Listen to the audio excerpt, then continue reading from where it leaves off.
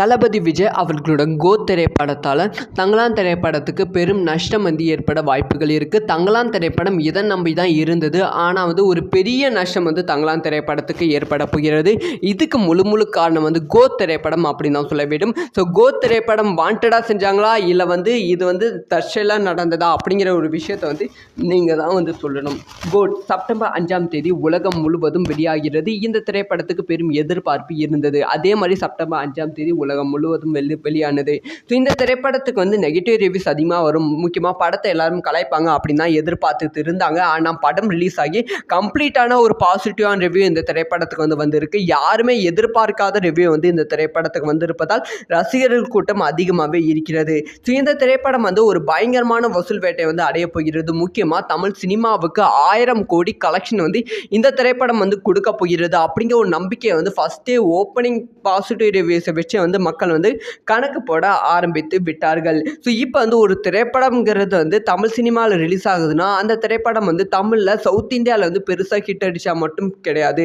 So பெரிய வசூல் கிடைச்சா மட்டும் கிடையாது. ஒரு பாசிட்டிவ் ரிவ்யூஸ் மட்டும் கிடைச்சா 1000 கோடி வசூல் அடிக்காது. ஒரு திரைப்படங்கிறது மொத்த இந்தியாவை கொண்டாடணும். ஃபார் எக்ஸாம்பிள் சொல்லணும்னா RRR KGF திரைப்படம்லாம் ஸோ அந்த ஸ்டேட்டில் ரிலீஸ் ஆனாலும் மக்கள் மத்தியில் அதிகமாக பேசப்படலை. ஸோ ஹிந்தியில் ரிலீஸ் ஆகி ஒரு பெரிய ஹிட் ஆன உடனே தான் இந்தியா ஃபுல்லாக பேசப்பட்டது. ஸோ ஒரு திரைப்படம் பெருசாக ஹிட் அடிக்கணும்னா ஹிந்தியில் அந்த திரைப்படத்துக்கு பாசிட்டிவான ரிவ்யூ வரணும். ஹிந்தியில் அந்த திரைப்படத்துக்கு ஒரு பெரிய ப்ரமோஷன் பண்ணணும். ஸோ இதே மாதிரி தான் தொடர்ந்து தளபதி அவர்களோட லியோ திரைப்படத்தையும் ட்ரை பண்ணியிருந்தாங்க. ஹிந்தியில் பெருசாக ப்ரமோஷன் பண்ணி பெருசாக ரிலீஸ் பண்ணணும்னு. அதே மாதிரி ஜெயிலர் திரைப்படத்தையும் ட்ரை பண்ணியிருந்தாங்க. ஆனால் ஜெயிலர் திரைப்படம் ரொம்பவே சூப்பராக ஒர்க் அவுட் ஆகி இருந்துச்சு. ஸோ ஜெயிலர் திரைப்படத்தோட வசூல் பயங்கரமாக இருந்துச்சு. முக்கியமாக ஹிந்தியில் இந்த திரைப்படத்துக்கு ஒரு நல்ல ஓப்பனிங் கிடைத்தது அப்படின்னு தான் சொல்ல வேண்டும். முக்கியமாக இந்தியில் நல்ல ரெஸ்பான்ஸும் கொடுத்தாங்க. அதனால ஜெயிலர் திரைப்படத்தோட வசூல் பல மடங்கு இன்க்ரீஸ் ஆச்சு. உலக அளவில் 700 கோடிக்கு மேலே ஜெயிலர் திரைப்படம் வசூல் சாதனை படைத்தது. இப்போ வரைக்கும் ஜெயிலர் திரைப்படத்தோட வசூல் உச்சத்தில் தான் இருக்கு. முக்கியமாக ஹிந்தியில் மட்டுமே ஜெயிலர் திரைப்படம் 250 கோடிக்கு மேலே வசூல் செஞ்சிருக்கும் அப்படின்னும் சொல்லப்படுகிறது. அதனால தான் ஹிந்தி கலெக்ஷன் ரொம்ப முக்கியம்.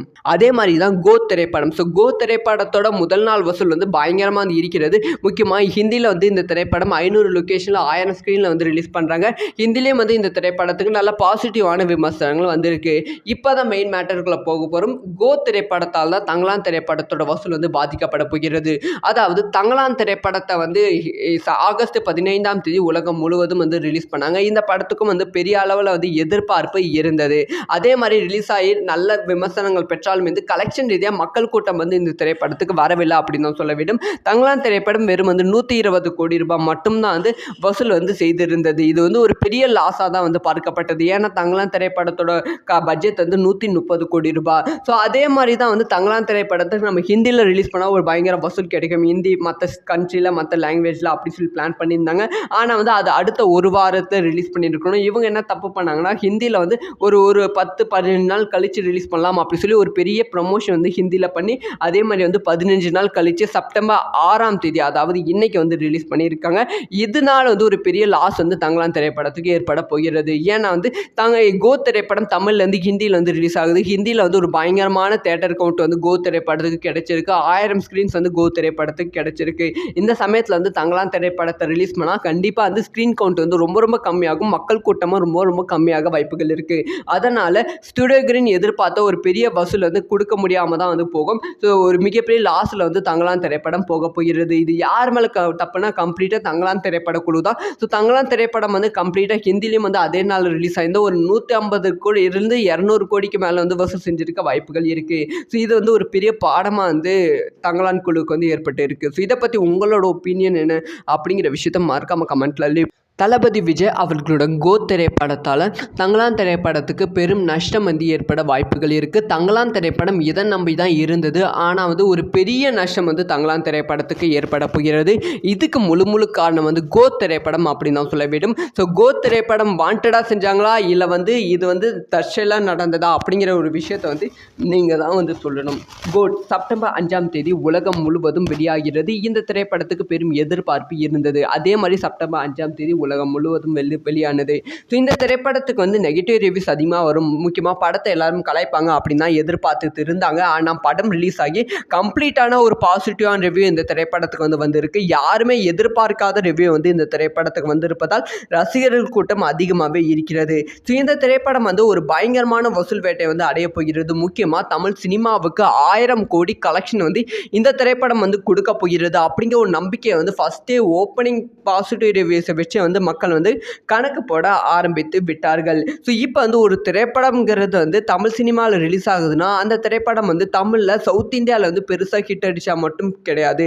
ஸோ பெரிய வந்து வசூல் கிடைச்சா மட்டும் கிடையாது. ஒரு பாசிட்டிவ் ரிவ்யூஸ் மட்டும் கிடைச்சா வந்து 1000 கோடி வந்து வசூல் அடிக்காது. ஒரு திரைப்படங்கிறது மொத்த இந்தியாவை வந்து கொண்டாடணும். ஃபார் எக்ஸாம்பிள் சொல்லணும்னா RRR, KGF திரைப்படம்லாம் ஸோ அந்த ஸ்டேட்டில் ரிலீஸ் ஆனாலும் வந்து மக்கள் மத்தியில் வந்து அதிகமாக பேசப்படலை. ஸோ ஹிந்தியில் ரிலீஸ் ஆகி ஒரு பெரிய ஹிட் ஆன உடனே தான் இந்தியா ஃபுல்லாக வந்து பேசப்பட்டது. ஸோ ஒரு திரைப்படம் பெருசாக ஹிட் அடிக்கணும்னா ஹிந்தியில் வந்து அந்த திரைப்படத்துக்கு பாசிட்டிவான ரிவ்யூ வரணும். ஹிந்தியில் வந்து அந்த திரைப்படத்துக்கு ஒரு பெரிய ப்ரமோஷன் வந்து பண்ணணும். ஸோ இதே மாதிரி தான் தொடர்ந்து வந்து தளபதி அவர்களோட லியோ திரைப்படத்தையும் ட்ரை பண்ணியிருந்தாங்க. ஹிந்தியில் வந்து பெருசாக ப்ரமோஷன் பண்ணி பெருசாக ரிலீஸ் பண்ணணும்னு. அதே மாதிரி ஜெயிலர் திரைப்படத்தையும் ட்ரை பண்ணியிருந்தாங்க.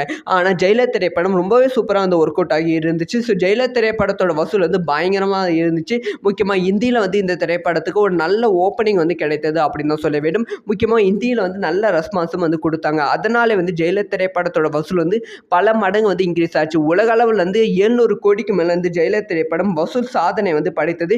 இப்போ வரைக்கும் இந்த ஜெயிலர் திரைப்படத்தோட வசூல் வந்து உச்சத்தில் தான் வந்து இருக்குது. முக்கியமாக ஹிந்தியில் மட்டுமே ஜெயிலர் திரைப்படம் 250 கோடிக்கு மேலே வந்து வசூல் செஞ்சுருக்கும் அப்படின்னும் சொல்லப்படுகிறது. அதனால தான் வந்து ஹிந்தி கலெக்ஷன் ரொம்ப முக்கியம்.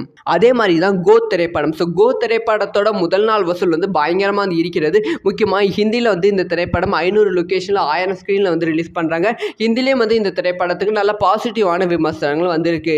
இப்போ தான் மெயின் மேட்டருக்குள்ளே போக போகிறோம். கோத் திரைப்படத்தால் தான் தங்கலான் திரைப்படத்தோட வசூல் வந்து பாதிக்கப்பட போகிறது. அதாவது தங்கலான் திரைப்படத்தை வந்து ஆகஸ்ட் 15ஆம் தேதி உலகம் முழுவதும் வந்து ரிலீஸ் பண்ணாங்க. இந்த படத்துக்கும் வந்து பெரிய அளவில் வந்து எதிர்பார்ப்பு இருந்தது. அதே மாதிரி ரிலீஸ் ஆகி நல்ல விமர்சனங்கள் பெற்றாலும் வந்து கலெக்ஷன் ரீதியாக மக்கள் கூட்டம் வந்து இந்த திரைப்படத்துக்கு வரவில்லை அப்படின்னு தான் சொல்ல வேண்டும். தங்கலான் திரைப்படம் வெறும் வந்து 120 கோடி ரூபாய் மட்டும்தான் வந்து வசூல் வந்து செய்திருந்தது. இது வந்து ஒரு பெரிய லாஸாக தான் வந்து பார்க்கப்பட்டது. ஏன்னா தங்கலான் திரைப்படத்தோட பட்ஜெட் வந்து 130 கோடி ரூபாய். ஸோ அதே மாதிரி தான் வந்து தங்கலான் திரைப்படத்துக்கு நம்ம ஹிந்தியில் ரிலீஸ் பண்ணால் ஒரு பயங்கர வசூல் கிடைக்கும். ஹிந்தி மற்ற கண்ட்ரியில் மற்ற லாங்குவேஜில் அப்படி சொல்லி பிளான் பண்ணியிருந்தாங்க. ஆனால் வந்து அது அடுத்த ஒரு வாரத்தை ரிலீஸ் பண்ணியிருக்கணும். இவங்க என்ன தப்பு பண்ணாங்கன்னா ஹிந்தியில் வந்து ஒரு 10-15 நாள் கழித்து ரிலீஸ் பண்ணலாம் அப்படி சொல்லி ஒரு பெரிய ப்ரமோஷன் வந்து ஹிந்தியில் பண்ணி அதே மாதிரி வந்து 15 நாள் கழித்து செப்டம்பர் 6ஆம் தேதி அதாவது இன்னைக்கு வந்து ரிலீஸ் பண்ணியிருக்காங்க.